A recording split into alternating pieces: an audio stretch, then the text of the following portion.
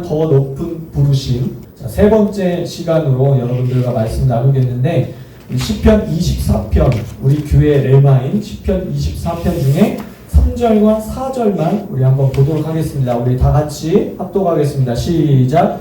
여호와의 산에 오를 자가 누구며 그의 거룩한 곳에 설 자가 누구인가. 곧 손이 깨끗하며 마음이 청결하며 뜻을 허탄한 데 두지 아니하며 거짓 맹세하지 아니하는 자로다. 아멘. 예, 이것이 저희 교회 레마의 말씀인데, 자, 누가 여호와의 산에 오를 수 있는가, 그 거룩한 곳에 설 수 있는가라는 질문을 던지고 있습니다. 이것은 질문이 아니라 우리에게 여호와의 산으로 올라오라는 초청이죠. 예, 우리에게 도전입니다. 그래서 이 여호와의 산 정상에 오르는 사람들은 안타깝게도 아주 극소수의 사람들만이 여호와의 산 정상에 도달한다.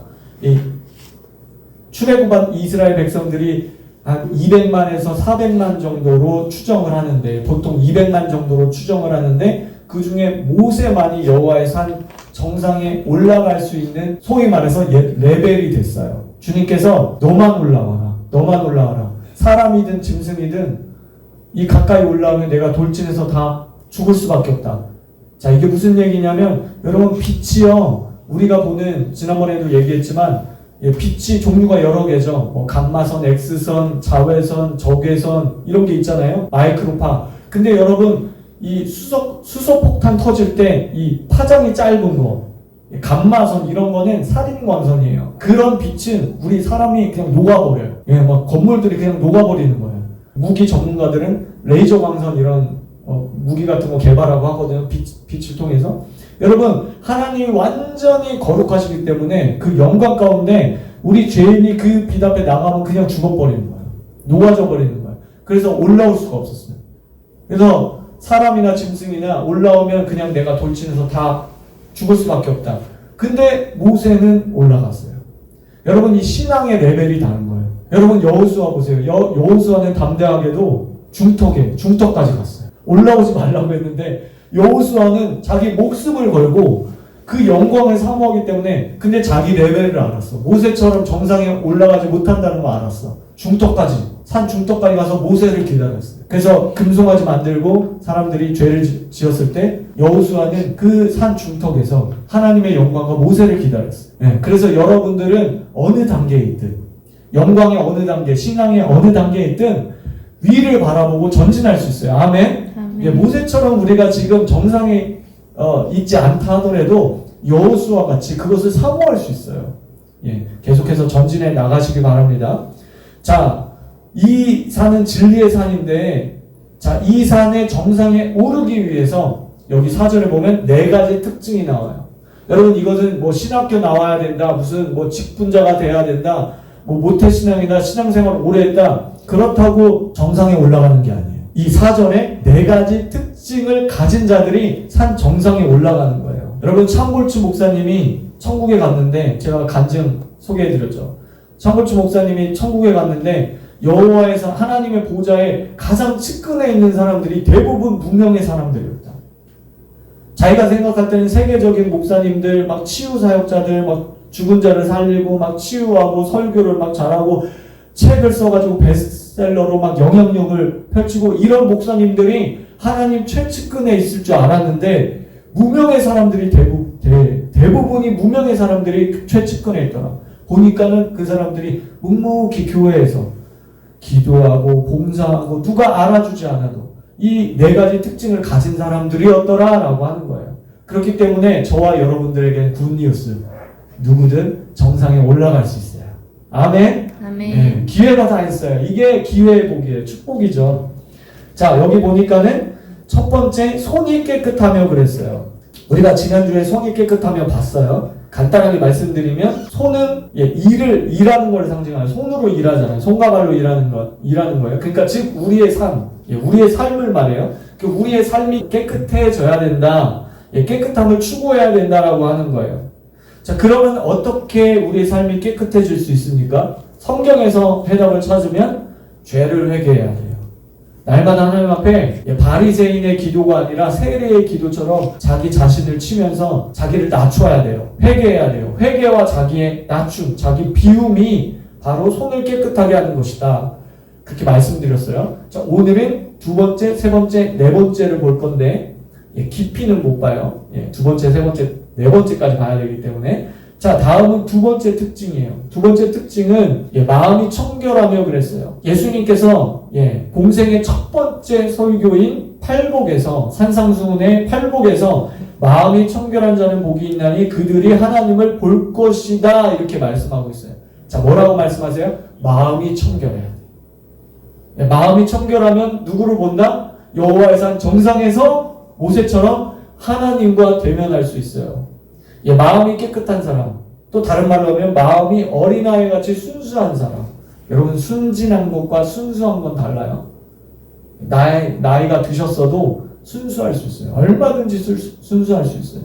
여러분, 제가 만난 목사님들 중에 정말 이런 욕심 없고 명예욕, 자기가 이렇게 이름을 좀 알리고 싶고 유튜브 조회수가 많이 나오고 그런 거 말고 정말 순수하고 그런 목사님들, 나이가 80인데도 정말 어린아이 같아. 그런 분들이 끝까지 가더라고요. 그런 분들이 끝까지 존경받더라고요. 욕심 없는 분들. 여러분 뿐만 아니라 우리 성도들도 마찬가지예요. 여러분, 우리가 어린아이처럼 순수해야 돼요. 순수하고 깨끗한 사람, 주님께서 그들을 가까이 하신다. 가까이 하실 뿐만 아니라 뭐라고 말씀하세요? 그들이 하나님을 볼 것이며 그랬어요. 자, 여러분, 하나님을 보고 싶으세요? 아멘. 아멘? 아멘. 저도 보고 싶어요. 예수님 보고 싶으세요? 보고 싶어요. 저희 아버지하고 저희 아들은 천국도 갔다 오고 예수님 방문도 받았는데, 영적으로 막 질투가 나, 어쩔 때. 나는 7년 동안 기도했는데, 제가 청년 때 예수님 너무너무 사랑해서 그 자취방에다가 예수님 그림 액자를 딱 걸어놓고 밤마다 기도했어요. 예수님 저를 만나달라고. 근데 그거 7년 동안 기도했어요. 근데 어느 순간 성경 보니까는 그렇게 기도하라는 소리가 없어서 그때부터 중단하고 기도를 안 했는데, 여러분, 그때 7년 동안 기도를 심은 게 사실은 저희 아들과 저희 아버지가 제 기도 때문에 사실은 열매를 딴 거예요. 저는 그렇게 이제 믿는데, 그래서 제가 요즘 다시 그게 사모함이 생겼어요. 그래서 예수님 만나고 싶어요. 예수님 저를 찾아와 주세요. 자, 구약시대에 하나님 앞에 양과 소, 제물 드릴 때 흠없고 점없는 것으로 드려야만 했습니다. 흠이 있거나 점이 있으면 그건 탈락, 하나님 받으시지 않아요. 위에서 그 불을 내려주시는데 그 불이 내려오지 않는 거예요. 합당하지 않아요. 여러분, 흠없고 점없는 것, 히브리어로 타우르라고 하는데, 여기 마음이 청결하다 할 때 역시 이 청결은 히브리어로 타우르예요. 두 번째 특징, 청결, 성결이라고 할 때 타우르예요. 팔복의 말씀을 들었던 당시 청중들이 마음이 청결한 자가 복이 있나니 그들이 하나님을 볼 것이며 라는 그 메시지 딱 들었을 때 그들은 저 구약 속에 흠없고 점없는 재물을 번뜩 생각하는 거예요. 그쵸? 자, 신약적으로 적용하면 흠없고 점없는 깨끗한 순수한 마음을 하나님 앞에 드렸을 때 그것이 예배가 되고 하나님이 기뻐하시고 그것을 받으신다라고 하는 거예요. 여러분, 구약시대 재물은 누구를 상징합니까? 예수님을 상징하기도 하지만 바로 우리 자기 자신을 상징해요. 여러분, 구약시대에 양이나 소를 끌고 오잖아요. 끌고 오죠. 그거는 자기 자신 상징해. 내가 죽어야 되는데 그 재물이 죽는 거예요. 끌고 오면, 제사장에게 끌고 오면, 여러분, 제사장이 안수해서 잡는 게 아니에요. 보통 그렇게 알고 계시더라고. 내가 안수하는 거, 내가. 그러니까 내가 그 재물에다가, 머리에다가 손을 얹고, 내 죄를 다 이 짐승에게 전가시키는 거야. 그거를 받아서 제사장이 각을 뜨고 제단에 올려서 주님 앞에 올려드리는 거예요. 여러분, 이것이에요. 여러분, 그 마음이 청결하게 흠없고 점없는 제물을 드린 것 같이 우리의 마음을 청결하게, 흠없고 점없는 것으로 청결하게 해서 하나님 앞에 드려졌을 때 그 자에게 하나님이 하나님을 볼 것이며 마음으로. 여러분, 하나님을 본다는 의미는 그럼 뭡니까? 구약적으로 제사 지내야 돼요? 그게 아니죠. 마음으로 보는 거예요. 그분을 경험하는 거예요. 체험하는 거예요. 이것이 포함되어 있어요. 그러므로 마음을 깨끗하게 하시기 바랍니다. 하나님은 깨끗한 마음 안에 자신을 보여주세요. 어떤 분이 조사를 하셨대. 교회 청년들에게, 한국교회 청년들에게 교회 하면 떠오르는 이미지를 적으세요. 근데 순위를 매겼어요. 첫 번째, 가장 많이 나온 대답이 뭔지 아세요? 지루함. 그 왜 지루함일까? 교회가 너무 종교적이야. 너무 형식적이야. 우리 젊은 세대들한테 그게 맞지 않아요. 왜 어른 세대들한텐 근엄하고 뭔가 거룩해 보이고 종교적이고 형식적인 게 맞는데 우리 MZ 세대들 젊은 사람들한텐 그게 무슨 의미야 이게. 그러니까 하나님을 보여달라는 거야. 그러니까 강단에서 설교하시는 목사님, 그 교회 장로님, 그 교회에 하나님을 보여달라는 거야. 찬양할 때 하나님을 느끼게 해달라는 거야. 말씀 속에서 하나님이 살아 걸어오시는 그 말씀을 통해서 걸어 나오시는 하나님으로 느끼고 만나고 포옹하고 느낄 수 있도록 해달라는 거예요. 그게 지금 세대. 여러분 그래서 그게 그런 것이 너무 과도하면 이제 신비주의로 우리가 빠질 수 있는 위험성이 있지만 우리 청년들은 실제를 원한다는 거예요. 껍데기 형식이 아니라 실제를 원한다는 거예요. 그래서 여러분 마음이 청결하게 하십시오. 그럼 하나님이 여러분에게 방문하세요. 방문하시는 방법은 다양해요. 예배 중에 방문하실 수도 있고요. 책을 읽다가 그 책이 나에게 하나님의 음성으로 말씀하실 때도 있고요. 성경 말씀이 말씀하실 때도 있고요. 찬양 가사를 통해서 내게 다가오실 때가 있어요. 하나님 만나 주신다는 거예요. 여러분 조용기 목사님이 직접 번역하시고 추천한 천국은 확실히 있다 이렇게 두꺼운 책이 있어요. 저도 여러 번 읽었는데 그 책을 보면 토마스 주남 여사, 한국계 미국인이에요. 한국 사람이에요. 권사님인데 그 책의 어떤 대목을 여러분들께 나누기를 원해요. 오직 마음이 물처럼 청결하게 된 자들만이 천국에 올 수 있다. 나의 나라에 들어올 사람들은 오직 마음이 순수한 사람들, 곧 나의 순종하는 자녀들 뿐이란다. 자칭 크리스찬이라는 많은 사람들이 내 말대로 살지 않는다. 내 말을 아는 사람조차 마음이 도무지 나와 함께 있지 않는구나. 나는 주님의 나라에 들어가는 것이 쉽지 않다고 주님이 경고하셨던 것을 기억해 보았습니다. 그리고 그 경고의 의미를 어렴풋이 알게 되었습니다. 여러분 여기에서 제가 파란색 글씨로 강조해 놓은 거 다시 한번 보세요. 오직 마음이 물처럼 청결하게 된 자들만이 천국, 하나님을 볼 수 있다. 나의 나라에 들어올 사람들은 오직 마음이 순수하고 깨끗한 사람들, 곧 나의 순종하는 자녀들 뿐이란다 라고 말씀하고 계세요. 여러분 실제로 이 생애 뿐만 아니라 우리가 천국에 가기 위해서는 실제로 마음이 물처럼 깨끗해야 돼요. 하나님은 사람이 아니시기 때문에 사람을 외모로 보지 않습니다. 스펙이나 재력으로 보지 않아요. 마음의 중심을 보세요. 청결함을 보세요.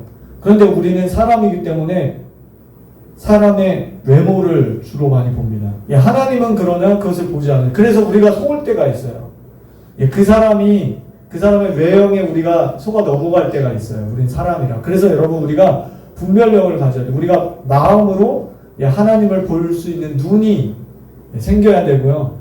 마음으로 다른 사람을 볼 수 있는 눈을 가져야 됩니다. 자, 그 다음에 세 번째 특징. 뜻을 허탄한 데 두지 아니하며 라고 말하고 있어요. 여러분 뜻을 허탄한 데 두지 않는다라는 게 참 각자 해석하기 나름이에요. 그렇죠? 여기서 말하는 뜻은 뭐고 허탄한 데 두는 것은 무엇인가? 그렇죠? 그래서 이게 각자 해석하기 나름이라서 그래서 조금 어렵게 느껴질 수는 있지만 원어를 봐야 됩니다. 원어를 안 보면 각자 생각, 각자가 갖고 있는 뜻이 다를 거 아니에요. 그렇죠? 그래서 우리가 원어를 봐야 되는데 생소해서 조금 어렵게 느껴질 수 있는데 여러분 절대로 어렵지 않아요. 자 보시면 여기 말씀하는 뜻 이거는 히브리어로 네페시라고 해요. 굉장히 유명한 단어인데 영혼, 마음, 생명이라는 단어예요. 그리고 헛된 생각이라는 요 히브리어 단어는 샤브예요. 샤브. 공허하다, 허무하다, 거짓말하다. 그래서 궁극적으로 우상숭배라는 의미를 갖고 있습니다. 그래서 NIV 영어 성경에는 아예 우상이라고 번역해놨어요. 뜻을 우상에게 두지 않는 자 이렇게 번역해놨어요. 자, 우상은 공허하게 하죠. 허무하게 하죠. 거짓말하죠. 거짓말에 압이 있죠. 마귀가. 자, 다시 말해서 썩어 없어질 이 땅의 헛된 것. 뜻, 그러니까 헛된 것에 내가 그 마음을 주면 어떻게 되는 거예요? 그게 금송아지예요. 그럼 오늘날의 금송아지는 그냥 우리가 우상하면은 그냥 눈에 보이는 뭐 무슨 우상 뭐 그걸 생각하는데, 여러분 주님만큼 또는 주님보다 내가 더 아끼고 사랑하는 것이 있으면 그것이 우상입니다. 여러분 이렇게 말하면 여러분들이 나는 주님을 최고로 사랑하는데요, 주님만큼 사랑하는 거 없는데요 라고 대답하실 수 있을 것 같아요. 근데 여러분, 그 우상은요, 우리 안에 있는 금송아지는 평상시에는 우리 마음 뒤편에 숨어 있어서 평상시에는 내가 인지하지 못해요. 근데 어느 때 튀어나오냐, 삶의 결정적인 선택의 순간에서 그 우상이 튀어나와요. 마음 뒤편에 숨어 있다가 내가 배우자를 선택할 때, 내가 직업을 선택할 때, 내가 그 어떤 것을 결정적인 내 인생의 중요한 문제를 선택할 때 그 우상이 나오는 거예요. 내가 돈을 사랑하면 그 돈을 쫓아가게 돼 있어. 배우자든 직업이든. 그리고 내가 어떤 스펙이나 어떤 외모나 이런 것에 보이는 것에 내가 중요하게 생각하면 내 우상이다, 내 금송아지다. 그럼 평상시엔 뒤에 숨어 있어. 그러다가 내가 결정적인 순간에 그게 툭 튀어나와. 여러분, 그래서 결혼할 때 보면 교회에서 열심히 신앙생활하고 막 찬양팀도 하고 교회 봉사 많이 하는 청년들이 가끔 불신자하고 결혼할 때가 있어요. 그 목회자는 말을 못해요. 그 사람이 인생이기 때문에 함부로 말을 못해. 근데 굉장히 속으로 쓰려요. 아파요. 근데 담임 목사라고 해서 말 못해요. 여러분 말할 수 있을 것 같아요? 말 못해요. 교회 떠나는 게 문제가 아니라 그 사람이 교회 떠나 괜찮아. 다른 교회 가서 은혜 받으면 되지. 근데 그 사람이 하나님한테 시험받기 때문에 그 함부로 말 못하냐고. 여러분, 우리 안에 우상이 평상시에는 숨어 있어. 목회자들도 마찬가지예요. 목회자들도 어떻게 하면은 내 이름이 유명해질까, 유튜브에 조회수가 많이 찍힐까. 왜 웃어? 그리고 뭐 어떻게 하면 책 막 내가지고 내 이름 막 알려주고 유명한 목사님 될까. 다 유혹이에요. 유혹. 다 유혹. 네. 그래서 우리가 항상 이러한 인식을 가지고 있어야 합니다.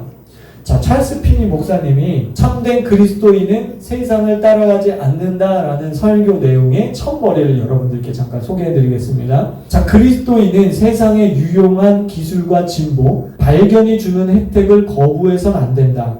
그리스도인은 이런 것을 이용할 특권이 있을 뿐만 아니라 개발하고 지킬 의무가 있다. 우리는 인류의 모든 유용한 기술과 진보를 하나님을 위해 사용해야 한다. 그러나 그리스도인이 세상을 따라가면 안 되는 영역들이 있다. 예, 제가 평소에 자주 하는 메시지와 똑같습니다. 우리는 세상과 단절돼서는 안 돼요. 여러분, 세상이 주는 편리함, 기술 이런 것들을 죄악시해서도 안 돼요. 여러분, 돈 버는 그 자체를 우리가 세상 것 또는 뭐 이렇게 뭐 세상 직업이 어디 있어요? 사실은 다 하나님 직업이지. 예. 이렇게 이원론적으로 이거는 세속적인 직업, 이거는 성직, 이거는 거룩한 것, 이거는 조금 세상적인 것. 그래서 여러분, 우리 윗세대들이 그런 이원론적인 신앙의 사고방식이 많았잖아요. 그래서 집에 가면은 남편 돌보지 않고 자녀들 돌보지 않고 맨날 기도원 가고 집에 뭐 교회 가서 막 하고, 그럼 남편들이 예수를 야, 네가 믿는 예수 난 안 믿어. 그죠?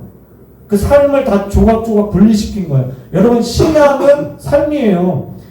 신앙 이꼬르 삶이야. 그쵸? 종교개혁자들이 그 얘기한 거야. 그러니까 카톨릭은 성직 계급과 비성직 계급을 철저하게 나눠놨어요. 심지어는 성찬할 때 지금도 카톨릭에서는 사제들만 포도주를 마셔요. 일반 평신도들은 그 포도주, 예수님의 피는 못해요. 못하게 해요. 떡만 할 수 있어요. 그리고 고해성사라는 거 하죠. 네. 그게 어떤 상담의 기능은 있을 수 있어요. 근데 거기까지야. 근데 그 이상의 것을 하죠. 예, 제가 고등학교 3학년 때 제 짝꿍이, 옛날에 짝꿍이 있었잖아요. 요즘은 애들이 짝꿍이 없더라고요. 다 혼자 하죠. 근데 짝꿍이 있었는데 그 친구가 쉬는 시간에 막 뭐를 외워.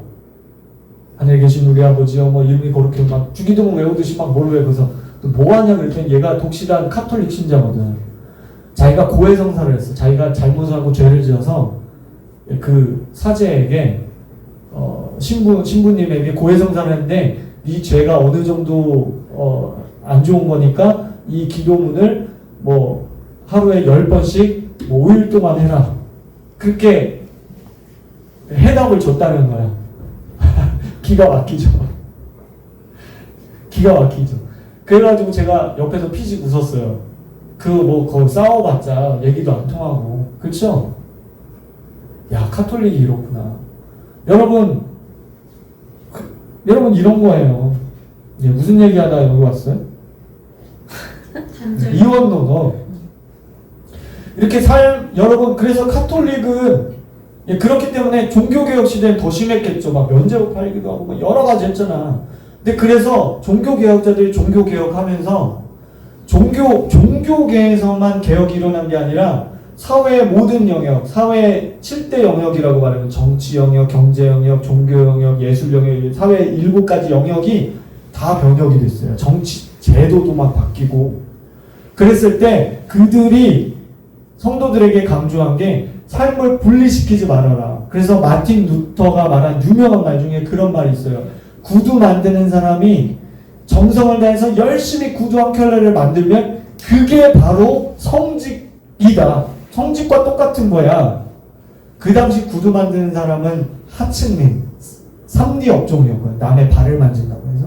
근데 구두를 네가 하나님이 너에게 구두 만드는 직업을 주신 거라면, 그리고 그런 기술과 재능을 너에게 줘서 네가 그 일을 하는 거라면 그게 너의 사명이고 부르심이라면 그게 성직이라는 거예요. 분리시키지 말라는 거예요. 그래서 이 세상적인 직업이라는 단어 자체가 잘못된 거 사실. 근데 우리가 하니까 여러분들이 이제 세상 속에서 그 직업을 선택하고 거기서 일하시잖아요. 그랬을 때 여러분들이 그 일을 하시되 정직하게 하세요. 순결하게 하세요. 네. 상사에게 어떻게 아부할까 그렇게 하지 마시고, 눈가림으로 하지 마시고, 성경에도 권세자들에게 복종하라고 했잖아요. 순종이 안 되면 복종하라고 했잖아요. 그러니까 여러분들이 그 일을 하나님 앞에서 하면 하나님이 기뻐하세요. 어떻게 기뻐하세요? 성직, 사역하는 것 같이 똑같이 기뻐하신다는 거예요. 그래서 우리의 일터는 바로 사역지다 라고 하는 거예요. 자, 그러나 세상의 가치관, 세계관, 결혼관, 인생관을 따라가면 안 된다는 거예요. 세상이 던져주는 그것을 따라가면 안 된다. 우리가 우리의 가정과 일터에서 그 일을 성직의 마음을 가지고, 사역의 마음을 가지고, 이것은 선교지다, 사역지다라는 마음을 가지고 행하되, 세상이 던져주는 가치관과 결혼관, 인생관을 따라가면 그것이 곧 금송아지, 우상숭배다. 그건 허무함, 우상숭배라고 하는 거예요. 뜻을 어떠한데 두지 말라는 의미입니다. 자, 마지막으로 4번째 특징, 거짓 맹세를 하지 아니하는 자로다. 바꾸어 말하면 진실한 사람이 되라는 거예요. 여러분, 10계명, 자, 율법을 10가지로 압축하면, 정리하면 10계명이 나오는데 9번째 계명, 9계명이 내 이웃에 대하여 거짓 증거하지 말라 이렇게 되어 있습니다. 여러분, 앞에 3가지 특징, 자, 손을 깨끗하게 해야 된다, 마음을 청결하게 해야 된다, 뜻을 허탄한데 두지 말아야 된다. 이것은 모두 개인의 성결함과 성숙함을 강조하고 있는 거라면, 마지막 4번째 특징인 거짓 맹세를 하지 말아야 된다라고 하는 것은 사회 도덕적, 윤리적인 특징, 측면을 강조하고 있는 것입니다. 여러분, 이것은 성경에서 가장 큰 계명, 뭐죠? 사랑의 이중계명. 뭐라고요? 사랑의 이중계명. 하나님, 첫째 하나님 사랑하는 것, 둘째 내 이웃을 내 몸같이 사랑하는 것. 그쵸? 그게 성경 66권의 핵심이죠. 그것을 사랑의 이중계명이라고 해요. 왜 이중이라는 말을 써요? 2가지 계명이 아니라 이중계명이라는 거는 같다라는 거예요. 하나님 사랑해라. 그리고 둘째도 이와 같으니 라고 말씀하시잖아요. 그러니까 똑같은 거야. 하나님 사랑하는 거. 그러니까 그 사랑의 근원이 같기 때문에 똑같은 거예요. 하나님 사랑하는 것과 이웃 사랑하는 거는 하나님으로 받은 그 사랑을 가지고 사랑하는 거기 때문에 똑같은 거예요. 근본적으로.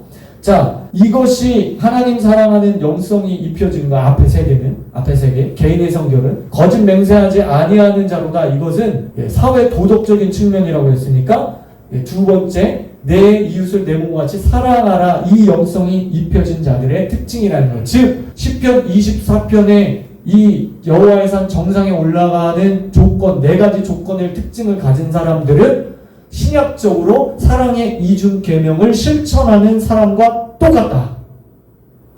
아멘? 예. 이 네 가지 특징을 여러분 계속해서 추구하고 여호수아와 같이 그 정상을 향해서 올라가면 그 사람을 하나님이 사랑의 이중 계명을 실천하는 귀한 선한 청지기로 똑같이 보신다는 거예요. 똑같이 보신다. 여러분, 당시 히브리인들은 자신의 말의 진실성을 입증하기 위해서 하나님의 이름이나 예루살렘 성전, 그러니까 이 사람들한테는 공간이 중요하거든. 유대인들한테는 공간. 여러분, 근데 우리 기독교는 시간의 종교라고 할 정도로 시간을 중요하게 생각해요. 안식일, 그쵸? 안식일을 지키라. 그래서 그 안식일, 하나님과의 이 시간, 그러니까 장소보다는 시간이에요. 내가 피치 못해서 어디 출장을 가거나 여행을 가서 이 교회, 우리 교회에 못 올 수 있잖아. 그럼 거기서 그 시간, 안식일을 거룩하게 지킨 그 시간이 중요한 거죠. 마음이 중요한 거고. 물론 우리 가나안 성도처럼 뭐 장소는 괜찮다, 나 집에서 예배드릴 때, 그거는 또 아니지만 제가 강조하는 거는 장소도 중요합니다. 근데 왜냐하면 하나님이 창조하실 때 공간과 시간을 창조하셨기 때문에 시간만 창조하신 게 아니에요. 공간을 창조하시고 시간을 창조하시고 거룩하게 하셨죠. 그래서 우리 기독교는 시간의 종교라고 할 정도로 시간이 중요한데, 그럼 유대인들은 시간보다는 공간을 중요하게 생각했어요. 이 예루살렘 성전에만 주님이 계시다라고 생각을 했어요. 이게 고대 사람들의 그 세계관이었어요. 우상 숭배자들도 동네에다가 신전을 세워놓고 그 신전이 우리 동네를, 마을을 지켜준다. 우리도 있잖아요. 뭐 정승 세워놓고 아니면 동네 입구에다가 큰 돌 뭐 갖다 놓든지 아니면 무슨 고목나무 같은 거 그런 거 제사 지내고 하잖아요. 그게 다 공간의 종교예요. 이방의 신들은 다 공간의 종교인데 우리 개신교는 공간도 중요하지만 공간을 지배하고 있는 게 바로 시간이다. 시간이 중요한 건데, 유대인들은 맹세를 할 때 내가 어떤 진실성을 입증하기 위해서 하나님의 이름을 가지고 맹세를 하거나 예루살렘 성전을 향해서 내가 맹세를 했어요. 이 속이는 자들은 하나님의 이름이나 이 성전, 예루살렘 성전을 자기의 악한 목적을 성취하기 위해서 남발한 거예요. 그리고 지키지도 않고, 맹세해놓고 지키지도 않고. 그래서 예수님의 첫 번째 설교에서 또 이런 말씀을 하시죠. 우리 같이 읽어볼까요? 시작. 또 옛사람에게 말한바 헛 맹세를 하지 말고 내 맹세한 것을 주께 지키라 하였다는 것을 너희가 들었으나 나는 너에게 이르노니 도무지 맹세하지 말지니 하늘로도 하지 말라 이는 하나님의 보좌이며 땅으로도 하지 말라 이는 하나님의 발등상이며 예루살렘으로도 하지 말라 이는 큰 임금의 성음이요 라고 했습니다. 자, 이해되세요? 이제 하늘로 하지 말라는 거는 여호와의 이름으로도 하지 마. 예루살렘으로 하지 말라는 건 예루살렘 성전으로도 하지 마. 모세의 율법에, 너희 율법에 맹세하지 말라, 헛 맹세하지 말라, 맹세하고 뒤에서 속이지 말라 이거야. 그 정도 수준이었는데 예수님께서 그 율법의 참된 의미를 말씀해 주신 거죠. 도무지 맹세하지 말아라 라고 말씀하시는 거예요. 자, 이 부분은 제가 나중에 뚝 떼어서 이 본문을 가지고 맹세에 관해서 설교를 한 편을 또 하도록 하겠습니다. 여러분, 제가 초등학교 2학년 2학년이 3학년인지 하여튼 2학년 3학년 때 저희 아버지가 막걸리 심부름을 했어요. 막걸리. 슈퍼 가면, 가게방 가면 막걸리 팔아서 그 당시에 막걸리 그 한 병에 그 200원, 300원 할 때였거든. 아버지가 500원짜리 하나 주면서 막걸리를 사와라. 심부름해서 이제 가가지고 그 동네 아줌마한테, 그러니까 아줌마에서 할머니 되는 그 중간 단계. 그래서 이제 막걸리를 딱 샀는데 300원을 거실로 줘야 되는데 할머니가 이제 눈이 잘 안 보이셨는지 500원짜리 준 거야. 100원짜리 줘야 되는데 500원짜리 준 거야. 그래서 어린 마음에 너무 기뻐가지고 아버지한테 뛰어갔어. 왜 기뻐했어요? 아버지한테 이거 달라고 하려고. 근데 아버지가 비록 막걸리 드시는, 약주하시는 신앙은 거의 예수 믿지만 신앙이 거의 없으신 분이었지만 정색을 하시면서 빨리 가서 100원짜리를 바꿔와라. 저는 그때 약간의 충격을 받았어요. 왜? 어린 마음에. 그러면서 저는 거기서 이제 평생 잊지 않아요. 그 기억이. 저는 정직을 배웠어요. 네. 비록 막걸리 심부름 하다가 정직을 배웠지만 거기서 정직을 배운 거예요. 여러분, 우리의 한 번의 사건을 통해서 대적이 우리의 삶에 침투해 들어오는 문이 될 수도 있고요. 우리가 한 번에 어떤 내가 이것을 우리가 사회생활 하다 보면 비리가 있잖아요, 사실. 우리가 사업 같은 거 하다 보면 좀 뒷돈도 줘야 되고 뭔가 정직하지 않아야 되는 그런 타이밍들이 오잖아. 요것만 이렇게 하면 내가 승진할 수 있는데, 내가 저 사람한테 잘 보면 거래처랑 계약할 수 있는데, 이런 게 있잖아.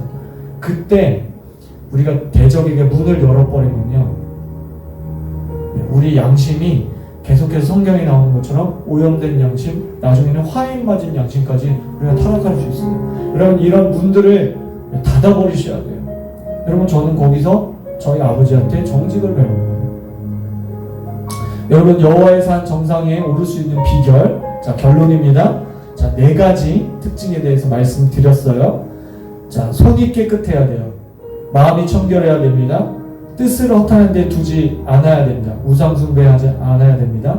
그리고 거짓 맹세하지 않는 진실한 사람이, 정직한 사람이 되어야 합니다. 여러분, 앞에 3가지 특징은 하나님과의 관계 속에서 초점이 맞춰져 있다면, 4번째 특징은 사람과의 관계에 초점이 맞춰져 있다고 말씀을 드렸습니다. 그리고 또 이 성경이 신비한 게 앞에 2가지 특징, 첫 번째, 2번째 2가지 특징은 뒤에 2가지 특징과 또 밀접한 관계가 있어요. 왜냐하면 손이 깨끗하고 마음이 청결한 사람이 우상 숭배하지 않고 거짓 맹세하지 않는 진실한 사람이 될 수 있기 때문에. 그렇기 때문에 여러분, 이게 단계예요. 먼저 손이 깨끗해야 돼요. 회개로부터 모든 게 시작돼요. 그래서 예수님의 길을 예비했던 그 세례요한, 침례요한이 회개의 메시지를 전한 거예요. 그 예수님의 공생의 사역 초창기 때 회개하고 믿어라. 단순히 믿어라가 아니고 회개하고 믿어라. 회개를 강조해요. 여러분, 회개가 모든 것을 시작하게 만들어요.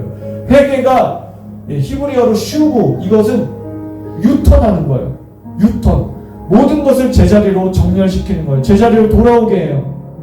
그래서 회개로부터 시작하는, 손이 깨끗하게, 그 다음에 마음이 청결해지면, 그러면 그 다음 단계로 올라서요, 뜻을 허탄한 데 두지 않게 되고요, 거짓 맹세하지 않게 되는 그런 사람이 됩니다.